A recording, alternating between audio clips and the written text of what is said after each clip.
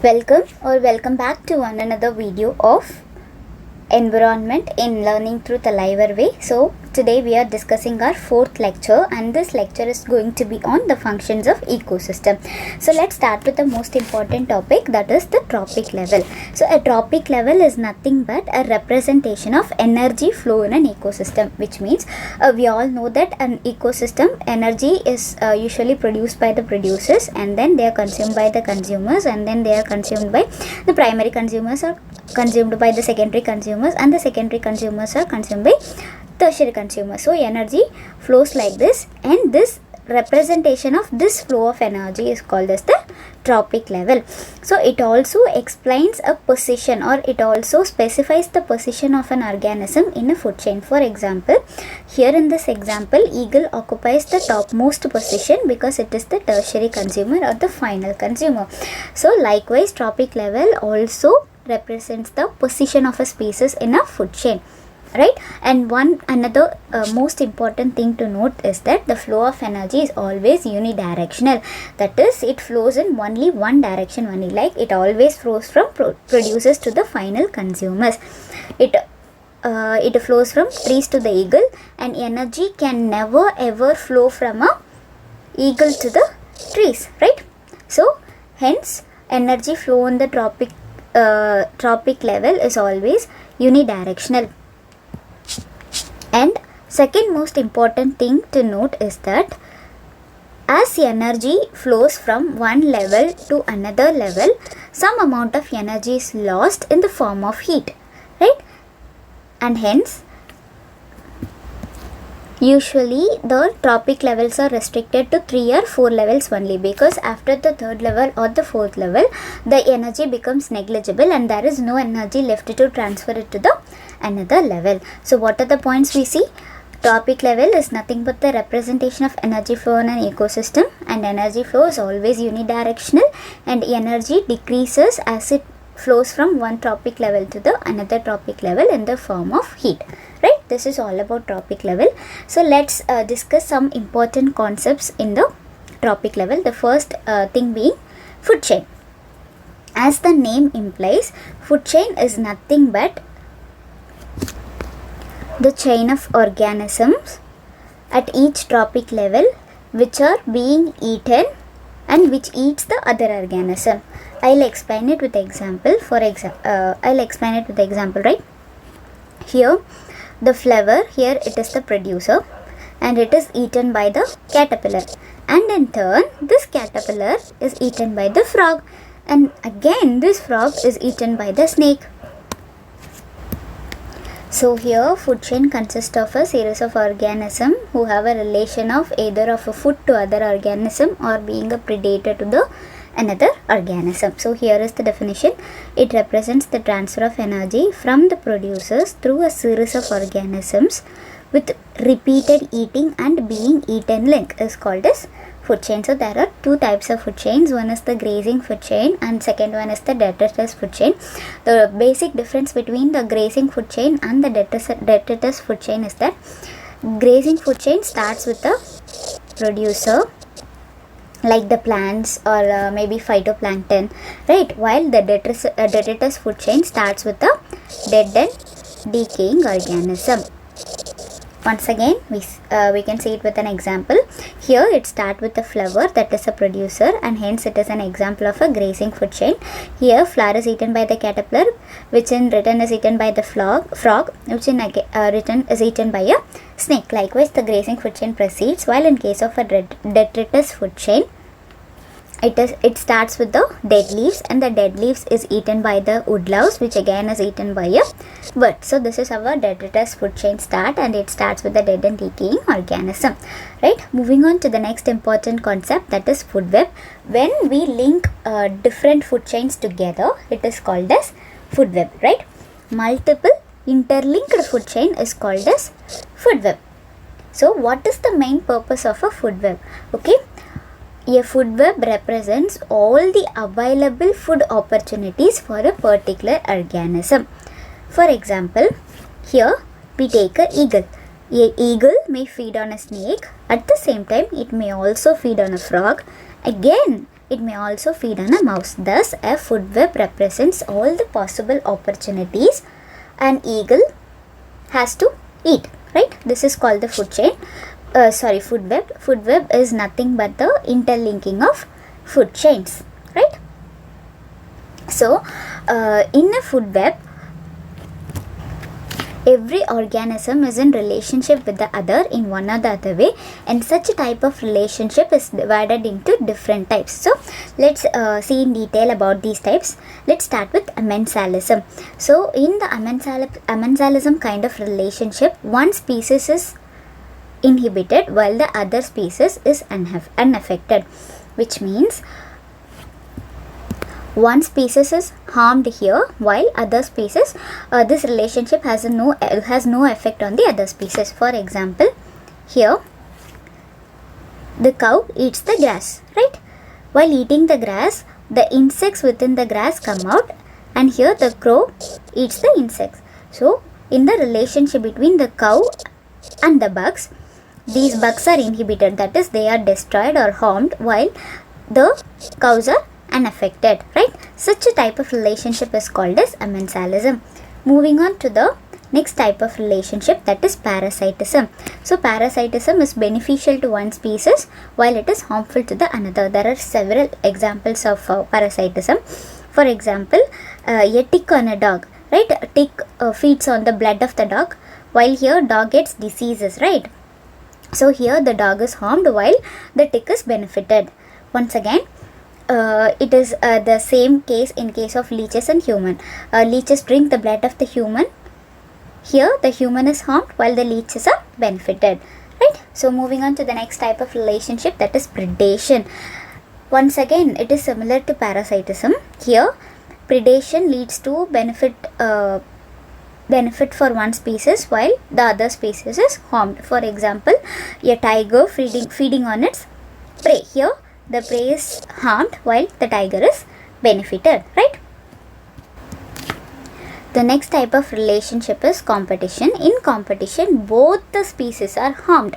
For example, here there is only one bunch of banana, but two animals here are fighting for this. Two species are fighting for this. Here both the species are benefited. Both the species are affected, right? Once again, here there are two eagles and they are fighting for a common food, and hence here it adversely affects both the species, right? There is a sense of competition between them, right? And the next type of relationship is commensalism. Commensalism is nothing but here one species is benefited while the other species is harmed. I think you guys will remember the first type of relationship, amensalism, where one species is harmed while the other is unaffected. So the opposite of it is commensalism, where one species is benefited while the other is harmed. Example of commensalism is that, see here, the same example as we see in amensalism. Here the cow eats the grasses and it exposes the insects beneath while the ergots feeds on the insect. So here the ergots are benefited, but the cows, they have no effect. They have no they don't have a benefit or they don't have any problem with this relationship, right? So this type of relationship is called as commensalism. Another type of relationship is called as mutualism. It is favorable to both the species. It is opposite to competition, where both the species are affected, right? In mutualism, both the species are benefited. So here we have seen an example right from our childhood, the example of rhizobium and the leguminous plant, right? Again, here we see the example of bees and flowers. Bee collect their nectars required for them while it helps the plants flowers to bloom. So such a type of relationship where both the species are benefited is called as mutualism. So moving on to one another important concept, that is ecological pyramids. So when we have read about trophic levels earlier, right? So when we represent a trophic level in the pyramidal format, it becomes an ecological pyramid, right? So the pyramidal representation of trophic levels of different organisms based on their ecological position is called as ecological pyramid. An ecological pyramid looks something like this. So these horizontal bars here, okay, These horizontal bars represent the tropic level. This is one tropic level, while this is another tropic level, while the length of the bar here represents the number of species, right? Higher the length of the bar, higher the number of individual in that particular tropic level. So there are three types of ecological pyramids: pyramid of numbers, pyramid of biomass, and pyramid of energy. Let's start with the pyramid of numbers. So here the species are represented based on their number, right? The species with more number of individuals are placed at the bottom. So usually an ecological pyramid looks like this. So here always producers occupy the bottom level, and above them will be the primary consumers, and above them will be the secondary consumers, and above them will be the tertiary consumers, right? And the shape of the pyramid varies based on the number or based on their biomass or energy, which we will see in the upcoming slides, right? So here in the pyramid of numbers, in a grassland ecosystem, the shape of the pyramid is upright, right? Because in a grassland ecosystem, grasses are the producers, and the grasses will usually be larger in number when compared to hawk. Whenever we enter into a grassland and we look around, we see completely large number of grasses, while we see one or two hawk. So obviously there will be more grasses when compared to hawks, and hence the pyramid of number in the grassland ecosystem is upright, while in case of a tree ecosystem it is inverted, because here the producers are trees and the hyperparasites are fleas. Fleas are usually smaller organisms, and they will be more in number when compared to the trees, right? And hence here the pyramid of numbers is inverted. And moving on to the pyramid of biomass. In pyramid of biomass is nothing but the weight. To be specific, it is the dry weight, right? Here organisms are collected and their dry weights are measured, and based on that they are assigned different levels in the pyramid, right? So again it may be upright or inverted. For example, in a terrestrial ecosystem, the pyramid of biomass is upright, because obviously the weight of the producers, the dry weight of the producers is usually larger when compared to the dry weight of the carnivores, right? While in case of aquatic ecosystem, the pyramid is inverted, because here the producers are phytoplanktons. Phytoplanktons are nothing but the microorganisms, and weight of the microorganisms is usually negligible or too small when compared to the weight of the carnivore like a blue whale, right? And hence here the pyramid of biomass in an aquatic ecosystem is inverted. Moving on to the next type, that is pyramid of energy.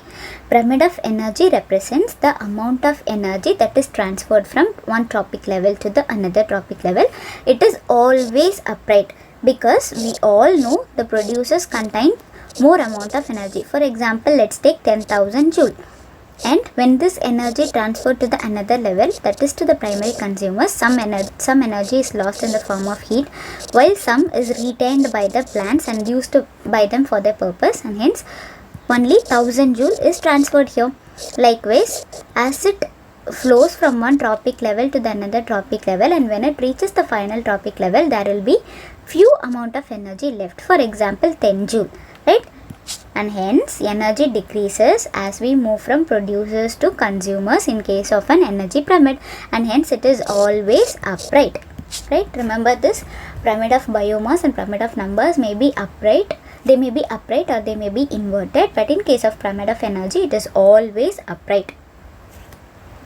So another important concept is energy efficiency. It describes the efficiency with which energy is transferred from one tropic level to the next. It is nothing new, it is the concept that we have discussed above, how energy is transferred, with what efficiency it is transferred.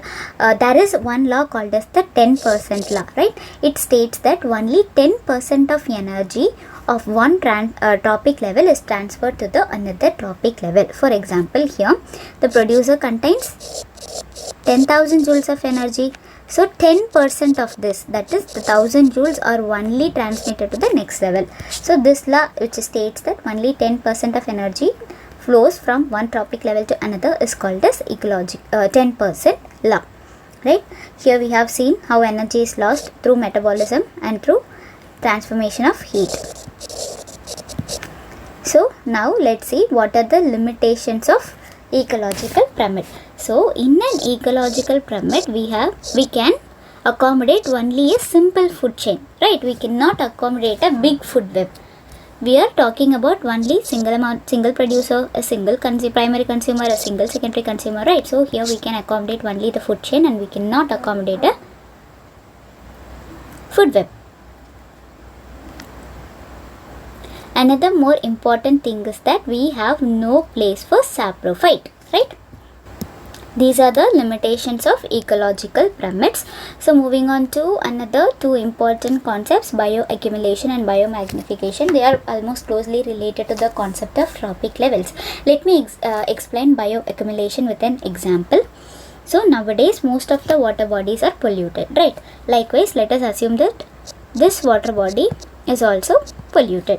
So let us consider this fish. This is an young fish and this fish will be affected by this pollutant and some pollutant will accumulate in its body. So as this fish grows into a bigger one, the amount of pollutant accumulated in this body also gets increased. That's why causing a chronic poisoning of this fish. This is called as bioaccumulation.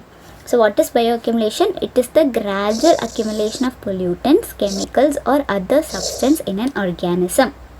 So when it happens, so it usually happens when the rate of loss of the substance, that is the rate of loss of pollutants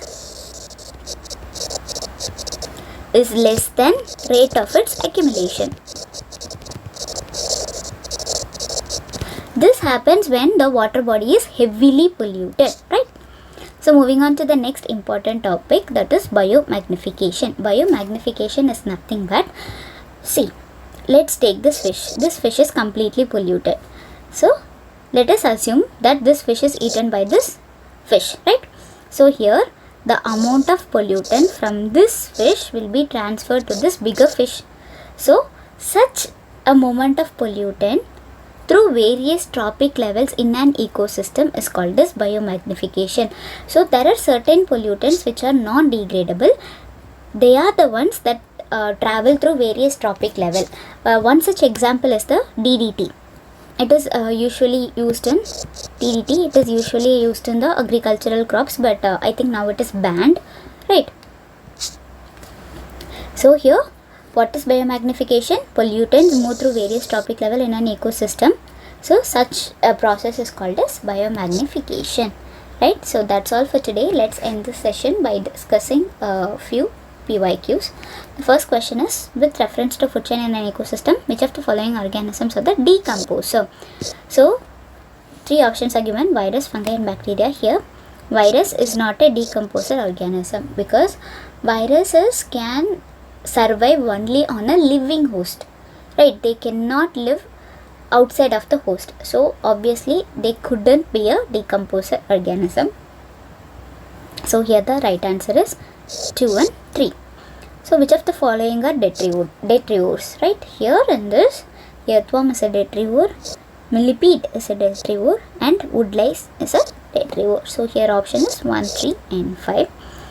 So which of the following is the correct sequence of a food chain? Food chain starts from the producer and then proceed on to the primary consumer and then secondary consumer. So here diatoms are the producers, they are the phytoplankton, crustaceans and they move on to herrings, right? So option A is the correct answer. So consider the following organism. Which of the following are primary producers in the ocean food chain, right? Here cyanobacteria and diatom, these two are the phytoplankton which is the producers in the ocean ecosystem. So here 2 and 3 is the correct answer. So I am rushing through the PYQs because there are a lot number of PYQs, right? Which of the following have species that can establish symbiotic relationship? Fungi can establish a symbiotic relationship. Example, lichens. Cnidarians can establish a symbiotic relationship. For protozoa usually don't involve in symbiotic relationships. So hence here the options are 1 and 2. With reference to food chain and ecosystem, consider the following statements. A food chain illustrates the order in which a chain of organisms feed upon each other. So this is right. Food chains are found within the population of a species. No, a food chain may include a plant, it may include an animal. So hence this is wrong. It illustrates the number of each organism which are eaten by others. No, it is illustrated by a food web. Hence this is also wrong. So the right answer is 1. So that's all for today. Our next video will be on nutrient cycling. Till then, thank you. Do like, share and subscribe, and don't forget to comment your doubts. Right? Thank you.